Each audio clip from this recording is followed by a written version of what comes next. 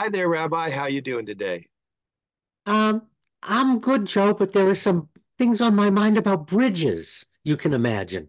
Okay, with trepidation in his voice, he said, "Well, let's hear what they are."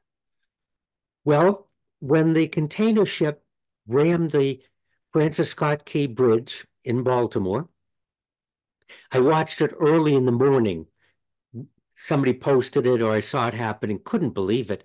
Then later on, I'm watching on the news with my wife, and we turned to each other and said, this is going to cost the shipping company billions of dollars because one of their ships destroyed a bridge.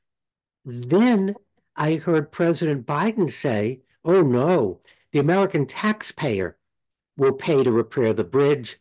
And my blood pressure started to rise, and I object to you, all of yous out there, paying for the damages someone else did. So, this is not a descent into materialism by our beloved Rabbi. You have a point to make based on Jewish principles.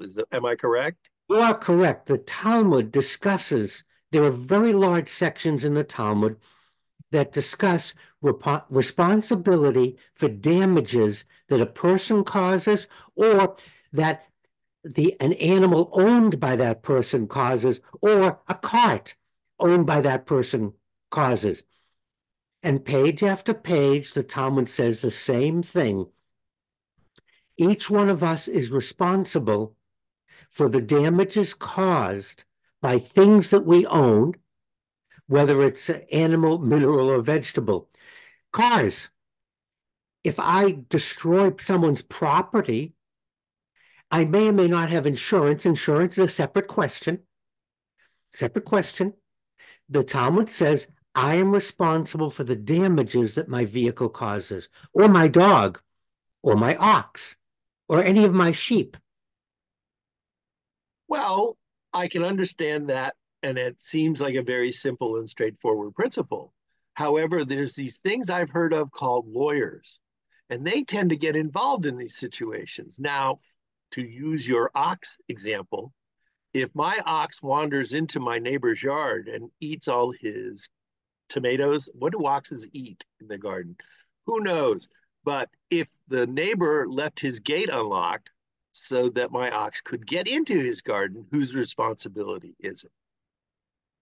But the Talmud talks about negligence and responsibility. Ultimately, you are responsible for your ox because your ox should have been restrained. It shouldn't depend on your neighbor keeping his gate closed. Just like your automobile, if something happens, you are responsible for the damages it causes. I mean, you can blame your mechanic, you can blame the car dealer, blame anybody you want. Each one of us is responsible for the damages we cause. Isn't what we're really saying that we all should take personal responsibility? Absolutely. And that's why we have insurance. Insurance is a way to spread the cost of damages among all of us so that all of us who drive, all of us that own a house, all of us that own a condo can share with the responsibility if something happens to one of us in the pool. That's the idea of insurance. A pool of people. And isn't there something in insurance that says acts of God? I love that phrase because that's a lawyer's way of playing games with something. But again, that's insurance. The Talmud isn't addressing that. It doesn't change. We are responsible for our actions.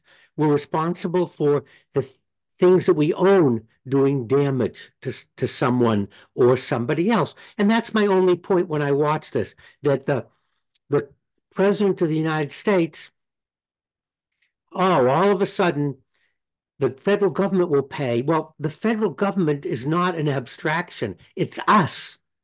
I do not want to pay for the damages caused by the negligence of a shipping company. And the Talmud supports what I'm saying. There you go. And I bet if it wasn't an election year, they might listen to the Talmud. But I know who I like to listen to every week, and that is you, Rabbi. Thanks for your opinions and wisdom. I want to officially notify all lawyers that these opinions are shared by the rabbi are not necessarily those of this channel. So don't sue me. Thank you, Joe. And that's my message, that each of us has a responsibility for the things we own and a responsibility for the actions we take. And here we're watching it on a grand scale.